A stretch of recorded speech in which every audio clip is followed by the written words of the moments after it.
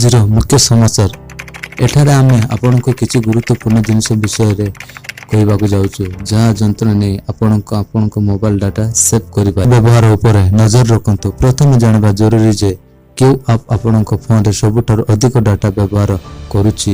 ଆପଣ ଆପଣଙ୍କ ଫୋନର ସେଟିଂକୁ ଯାଇ ଦେଖିପାରିବେ କି ଆପଣ ଡାଟା କେତେବେଳେ ବ୍ୟବହାର କରିଛି। ଏହା ଦ୍ୱାରା କେଉଁ ଆପ୍ ଅଧିକ ଡାଟା ବ୍ୟବହାର କରୁଛନ୍ତି ତାହା ଜାଣିପାରିବେ। ଅଫଲାଇନ୍ ମୋଡ୍ ବ୍ୟବହାର କରନ୍ତୁ। ଆପଣ ଇଣ୍ଟରନେଟ୍ ବ୍ୟବହାର କରୁଥିବା ବେଳେ ଅଫଲାଇନ୍ ମୋଡ୍ ବ୍ୟବହାର କରନ୍ତୁ।